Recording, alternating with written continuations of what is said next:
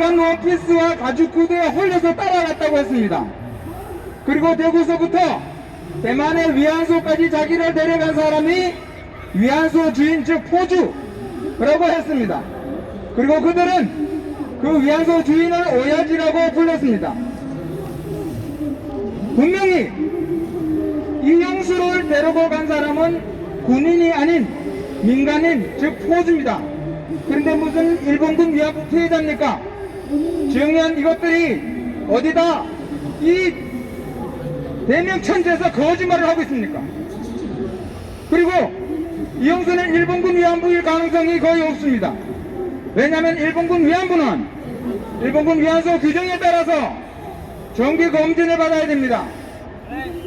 그런데 일본군 위안부라고 하는 이용수는 자기는 병원도 모르고 보건소도 모른다고 했습니다. 그리고 일본군 위안소에서 필수품이라고 할 수 있는 사쿠 즉 콘돔도 본 적이 없다고 했습니다. 그리고 이용수가 매독에 걸렸을 때 606호 주사를 원래 일본군 위안부였다면 일본군 군의가 놔야 되는데 위안소 주인이 놨다고 했습니다. 의료법 위반입니다. 그런데 무슨 일본군 위안부입니까? 어디 노인네가 착하게 살다 가야지 어디다 거짓말을 해? 그리고 왜 그런 노인들을 이용해? 못된 것들. 이용수 씨 하면 가미카제 특공대와 그 정기 고문이 얘기를 안 할 수가 없습니다. 이용수 씨가 주장하는 가미카제 특공대와 정기 고문 얘기는 어디까지가 진실입니까? 전부 다 거짓말입니다. 이용수가 이야기한 가미카제 특공대 이야기는 전부 다 거짓말입니다. 어느 법정에서 박유화 교수 법정에서 이야기를 했습니다. 또 2019년 그러니까 오늘 재판 결과가 판결이 각하로 난 이 재판 지난 2019년 11월 달에 이 재판장에 가서 존경하는 재판장님 제가 14살에 가미카제 특공 부대에 가서 고생하다가 왔다고 했습니다. 이용수는 1928년이라고 위안부 피해자 여성가족부에 그렇게 위안부 피해자로 등록될 때는 1928년으로 등록되어 있습니다. 14살이면 1942년도입니다. 그렇다면 1942년도에는 가미카제라는 이름은 이 세상에 존재하지 않았습니다. 가미카제가 최초로 이름을 드러낸 것은 44년도 10월달입니다. 그것도 대만이 아니고 필리핀 레이테만 해전에 처음으로 가미카제 특공대가 출격했습니다. 그런데 있지도 않은 가미카제 특공대를 자기가 끌려가 가미카제 특공대가 할 일이 없어서 비행기 타고 조선에 가서 이용수를 끌고 가 어디 것도 말도 안 되는 거짓말을 해.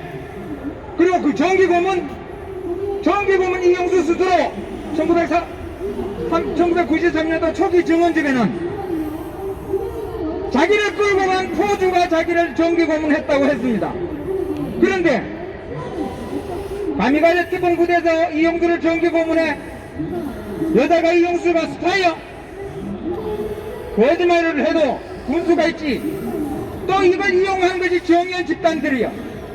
이걸 이용한 것이 여성가족부가 문재인이야. 이런 세상에 사기꾼 집단들이 어딨어? 이런 이 나라가 이 모양이지. 이상입니다. 그동안 위안부법 폐지 국민행동에서는 이용수 씨가 가짜 위안부라며 청와대, 정의연 사무실, 강남역 등 여러 장소에서 기자회견과 피켓 시위 등을 해왔지 않습니까? 그런데 정의연 측에서는 이용수 측에서도 지금까지 아무런 대응을 하지 않고 있습니다. 이 점에 대해서 어떻게 생각하십니까? 만약에 내가 이야기한 것 위안부법 폐지 국민행동에서 그동안 이야기한 것 이것이 거짓말이라면 나 김병헌을 고소를 하면 돼. 위안부법 폐지 국민행동을 고소하면 돼. 고소하려면 뭐가 있어야 돼? 증거가 있어야 돼. 이용수가 일본군 위안부인 증거 있어? 이용수가 일본군 위안부 피해자인 증거 있냐고. 증거 갖고 와. 만약에 증거가 있으면 내가 무릎 꿇고 100배 사죄할게. 열변을 토하고 계십니다. 지난 16일에 이용수 씨가 서울 프레스센터에서 기자회견을 열 때 우리 정부가 나서서 국제사법재판소로 위안부 문제를 끌고 가야 한다고 호소했는데 대표님께서는 이러한 이용수 씨의 입장에 대해서 어떻게 생각하십니까? 그 쇼입니다, 쇼. 마지막으로 발악하는 쇼입니다, 그거는. 그게 말이 됩니까, 그게? 누가 그걸 들어줘? 그리고 거기 거기 갈, 그런 일이나 돼?